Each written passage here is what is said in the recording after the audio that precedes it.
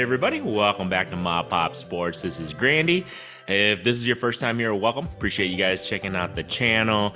Hopefully everybody's having a good week. Happy hump day and everything's Wednesday. Stay tuned. This week I do have some information about what's selling on the eBay store, so I'll probably do another video later this week on that, so to kind of give you guys a heads of what I'm seeing, at least with my storefront and everything. So pretty much you guys can see from the title, what I wanted to talk about today was flipping wax. Box retail, is it still profitable since the pandemic? And am I doing that? Did I do that? I had some people actually message me like, hey, should I, they're trying to sell me wax, or they're asking me, should I sell, wax, retail wax, boxes, things like that. So I have kind of my thoughts on this. I don't know how others will feel. Everybody's have the right to their own opinion. I still feel like my thoughts is flipping wax or reselling retail wax or even hobby boxes. Is it profitable? Yes, it is. I still feel that it is, as long as you're in it for the long haul or the quantity haul. So the days of flipping retail wax to get double, triple, quadruple what the retail was going for is long gone. Will that ever come back? Maybe 15, 20 years. Who knows? If another pandemic happens again, that's a possibility. I honestly don't see that happening, but you never know. I think the biggest thing is the draft class is going to obviously make the biggest push for the demand. And, right now, NBA, obviously, with Victor Wembanyama, this draft class, everybody's chasing it, so the wax is kind of scarce. So the demand is high, supply is a little bit lower.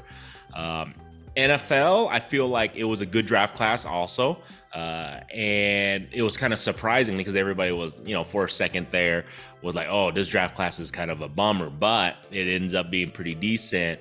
However, the profitability of reselling of the wax is kind of 0 to none right now currently. So because there's too much supply.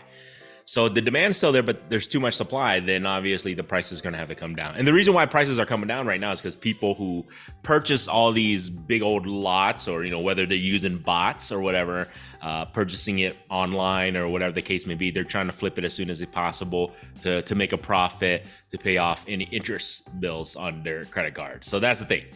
So did I ever sell wax and try to flip it? Yeah. I made some decent profit on it. I'm actually getting out of that game of reselling retail wax. If you guys go to my store, I have some. I don't have that much. And in reality, I'm just kind of going through all my old stuff that I'm not going to keep. There might be a few box or two I might just keep, for sentimental reasons. I might keep a blaster or a mega if I still have one till, who knows, whenever. But I'm not going to go out of my way to buy wax and resell. And I was never that type of person that went to the store to buy the whole shelves anyways, because number one, there was none.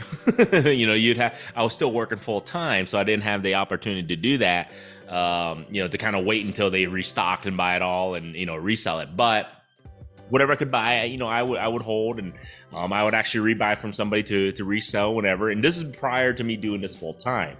But what I've realized, obviously, after the hoopla kind of came down, that you can't really make as much money. I'm actually moving away from that. Like I said, I'm just kind of going through my old stuff that I might just list on my eBay page and just start off at auction or low buy, not just to move the stuff.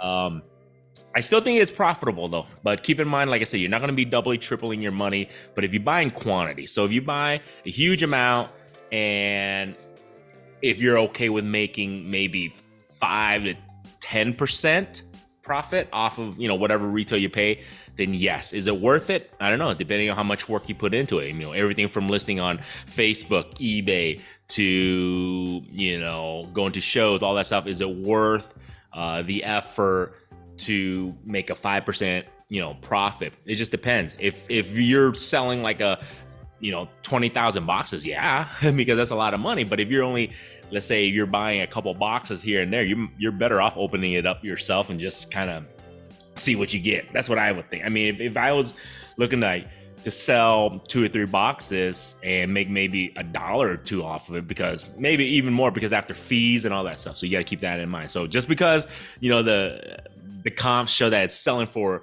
$40, even though it's a $30 box, keep in mind there's taxes, there's fees and all that stuff. So you're literally making a couple bucks, and that's the thing.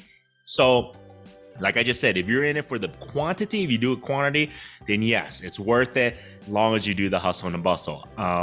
My recommendation, this is just my thoughts, I wouldn't recommend, I don't know if people still do this, but people to take their credit cards to go buy wax to resell, because then you're stuck, and if you don't move it and you keep bringing down your prices, you're gonna be stuck with the interest rates, and at the end of the day, you end up shooting yourself. I mean, there were so many people who had that issue, and you know, I'm not the type of person who's gonna step on a person who's down. So you know, I feel bad for them, but I don't want any of, you know, whoever's listening, watching, to get caught in that situation. If you have that interest rate, that shit, you know, your payments, it sucks. You're stuck with that. So you know, best of luck if you can move it or not. But like I just said, I wouldn't recommend doing that. But like I said, if you can get a couple and sell it, great. If not, open it up yourself. The other thing is the length you're going to hold your wax. If you're in it for the long game, that's the other way you can, I feel like you can make money. If you're in it for the long game, it's a risk, because you don't know how this class is going to pan out, or, you know, the previous wax is going to pan out. Because if they end up, you know, having a great, you know, like I said, player that's, you know, generational talent, the wax is obviously going to keep on climbing, you know, 5, 10, 15 years from now. However, if the class ends up being a dud, it'll still, I can still see it kind of going up, but, you know, not as much. It's the long game. So it's one of those things where if you're thinking of it as an investment, wax investment, I don't know if you want to say, but you're better off holding it for about 15 to 20 years. That would be my suggestion. Me, on the other hand, like I just said, you know, everybody's situation is different. My situation is different. I moved on from even thinking about that, because number one, I couldn't get enough inventory. There's no allocation. It's so hard. And then on top of that, they're just producing so much, because right now, as you guys know, Panini is just producing a vast amount of quantity. Is it the junk wax area? I mean, borderline is, but you got to keep in mind the industry is also bigger than it was, you know, in the 90s too. There's more people in it, so there's going to be higher demand. So people are like, oh, they're producing way too much. But human population, look at it from the 90s to now. I mean, we got over 8 billion people. So there's more people who are in the industry, more people who are in this hobby are going to have a higher demand. So obviously they're going to produce more. So but my thoughts are, I think once Fanatics takes over and Topps takes over, I still think they're going to produce just as much. They might change a few things here and there, but I still think that it's still a business at the end of the day. So they're going to keep producing as much as the demand is there. Okay. So, you know, their bottom line is important to them and their, you know, investors or owners, whatever the case may be. So that's my thoughts. I think they're still going to definitely, produce quite a bit of wax. I still feel like there's tons of different lines. I mean, because just look at Panini. I mean, you got all the Select, the Optic, the Prism, Contenders, Mosaic. You got all those different lines. Once, you know, Fanatics and Topps takes over, they're doing the same thing. You got Topps Chrome, Bowman University, Bowman Chrome. You got all these different lines. They're still going to produce. It's still going to be worth something. Like I just said, it's up to your situation. If your ability to get a huge quantity, then yeah. And then if you can move it, then yes. And if it's worth your work and time, then yeah, go ahead and do that. But like I said, my situation is not. I probably not going to be moving much wax. I just open it for you guys, man. You guys can kind of see I purchase it and I rip it with my daughter now. I'm not looking to move it. I'm just kind of moving some of my old inventory of wax. But to me, it's a lot of work for a little bit of profit. I feel like it's not worth it unless you have allocation. I mean, it's one of those things where stores are still having a hard time trying to get allocated. And then once Fanatics takes over, who knows what's going to happen? If you have an account with them or not, are they going to be able to ship to your demands of your store? I mean, that's the thing. I don't have a storefront, so most likely they're not gonna give me any allocation, guys. So even if I had a storefront, I'm assuming there's a line up the wazoo trying to sign up and get allocation for wax. I remember so many people are, who actually have stores that are buying secondhand to resell at their store, and that's what pushed up the prices. I hate that. I feel like if you have a storefront, if you have a legit business and you have a decent demand, and if there's enough, product or supply, then they should get allocated. That's what I feel, but I'm not in charge. Who knows, man? So other than that, make a long story short, it depends on your situation. I always say that. For me, I'm not no longer looking to flip wax. I'm just opening it, having fun with my daughter, and for you guys to see. I'm just moving old inventory.